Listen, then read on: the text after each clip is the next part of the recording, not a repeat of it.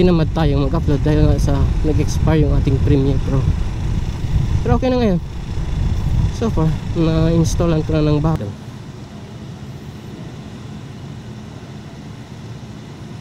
Tapos ang i-order natin, pineapple juice lang. Maliit or makitid yung daan dito sa highway, okay? Pero sa banda doon, sa may malayo-layo na ng konti na pineapple juice. Ito na lang yun sa Turkish Grill. Pero ngayon na hindi tayo iinom sa kala ma'am.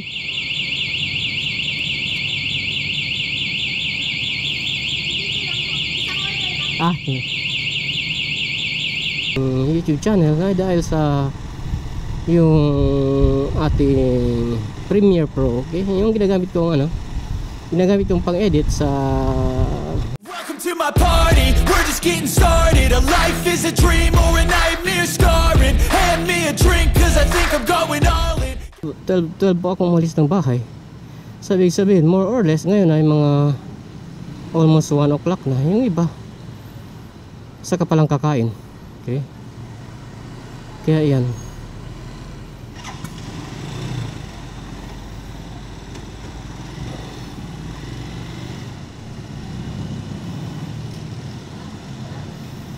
So antayin lang natin itong sa may dalawa pang nakahilera doon.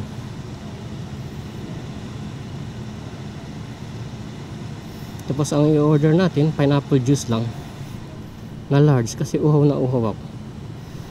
Kahapon inuhaw din ako. Inuhaw din akong pineapple juice. Masarap kasi yung pineapple juice dito sa may Jollibee. Hindi ko pa na-try dun sa McDo kung ganun din kalaki yung kanilang pineapple juice. Pero dito sa Jollibee, yung large nila medyo malaki. Parang mga 1 litro na halos.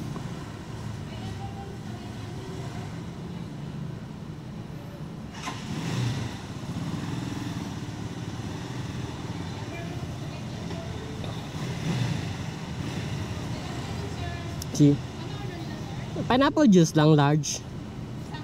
Si yung large na meron large. Magkano yan? Alin lang siya. Okay, thank you.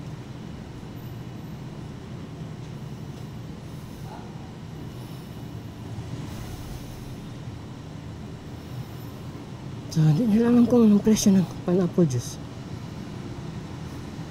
Pero bumili tayo dun sa kabila kahapon. Pero ano kung alam magkano.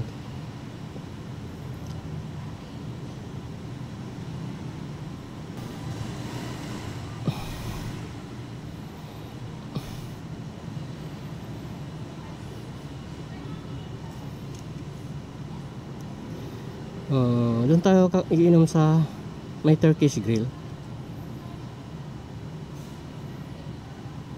Tapos magpapalit tayo ng battery sandali, okay? Papark muna tayo dito. Pero try natin kung mayroong parkingan. Nasira yung alarm. Thank you.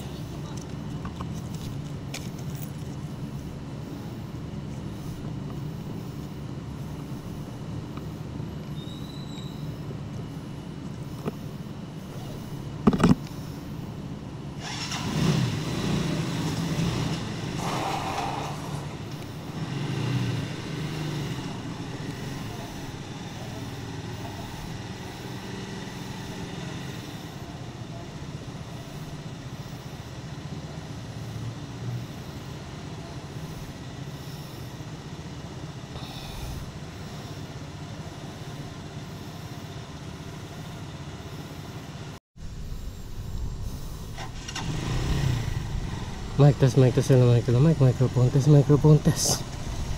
So, yan. Medyo nag-inom tayo ng konti ng pineapple juice. Hindi na kami sa Turkish Grill.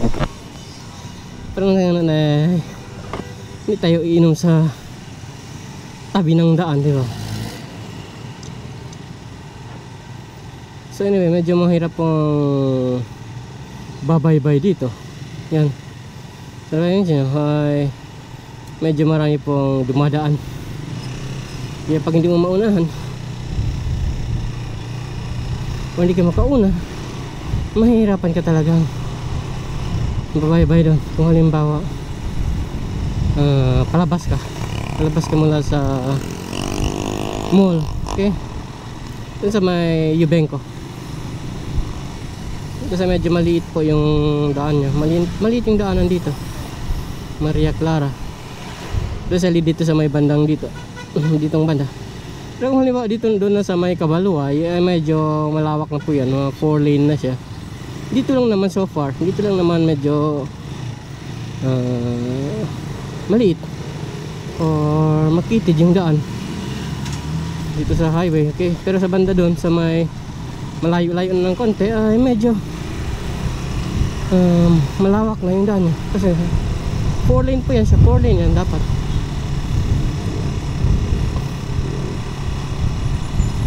Kaya pumunta tayo doon sa hindi ko alam kung saan tayo pupunta. Try natin pumunta doon sa may super highway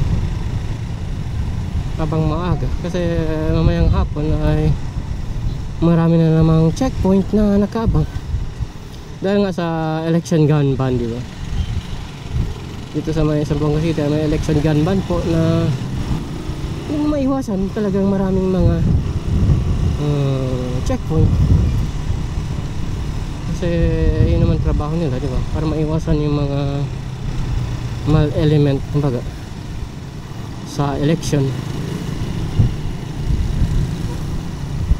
para maiwasan yung mga gulo-gulo, di ba?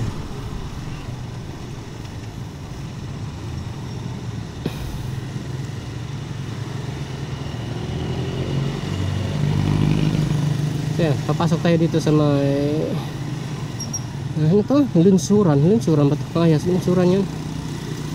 Dito tayo papasok sa may lunsuran, tapos papuntang super highway or diversion road, which is sana wala pang mga checkpoint dyan. Ano ang problema sa checkpoint? Kasi may lisensya naman tayo, kaya lang medyo abala lang ng konti.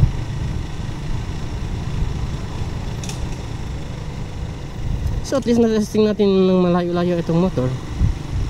Kasi nung isang araw nga, okay, yung tulad ng pagkasabi ko, natambay siya dahil sa madumi yung gasolina. Kinailangan kong alisin, okay, tanggalin lahat ng gasolina, tapos bumili ako ng bagong gasolina. Kasi sobrang dumi nga, sabi ng mekaniko, sabi niya, baka sa gasolina talaga. Kasi nasanay na po ako na bumibili sa may, yung walang, yung mga bagong brand. Marami kasing local brand dito sa Zamboanga City, yung gasolinahan. Magbebenta sila ng mga gasolina na kumbaga ay parang ano siya, yung parang retailer lang sila. Pero yung itsura, gasoline station din talaga. Pero yung kinakarga lang nila sa truck, siguro madumi yung pinagkakargahan nila o whatever. Kaya ito, medyo pumutak siya nung last few days, pumuputak siya. Kaya kinailangan natin tawagin yung ating mekaniko para nang sa ganun ma-check. So yun nga, nung na-check niya, problema nga sa carburetor na bara nang dahil sa dumi sa loob ng gasolina. Kaya ngayon medyo learn tayo ng lesson, mag-shell na lang tayo muli kasi malinis po ang shell. Yun naman talaga yung recommendation nito. Kaya yung recommendation nito is shell talaga. Karamihan ng mga big bike talagang shell yan.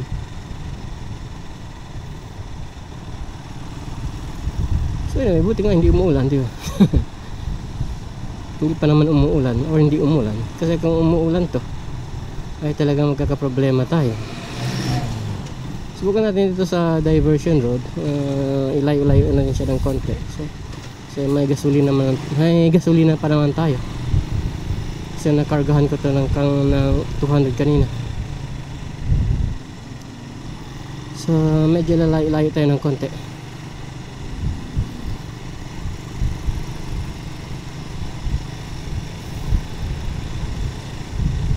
Tayo nga sa pag-usapan ngayon. Tulad pagkasabi ko, medyo na burnout tayo sa trabaho. Kaya hindi tayo nakapag by the way, isang bagay rin po, okay? Isang rason din kung bakit hindi tayo nakapag-upload kaagad sa ating YouTube channel ay dahil sa yung ating Premiere Pro. Okay, yung ginagamit kong ginagamit kong pang edit sa PC ay nag-expire din. So yun, nag-expire, kailangan natin bumili ng bagong anong tawag dito, yung monthly, yung subscription, pero hindi naman monthly, yung annually yung binabayaran, annually. So yun, nag-expire siya, kaya wala na akong ginagamit na ibang editing tools, kasi yung editing tools ko ay talagang Adobe Premiere Pro ang ating gamit. So yun, nag-expire, kaya tinamad akong mag-renew ulit. Na kahapon lang natin na-renew, okay? Kahapon lang na-renew muli. So ngayon lang tayo gumagawa ng content. Dahil isang dahilan din po yun kung bakit na tinamad tayong mag-upload, dahil nga sa nag-expire yung ating Premiere Pro. Pero okay na ngayon. So far, na-installan ko na ng bagong Premiere Pro, yung bagong subscription na naman. Okay lang naman, at least ginagamit din naman natin araw-araw yun. If all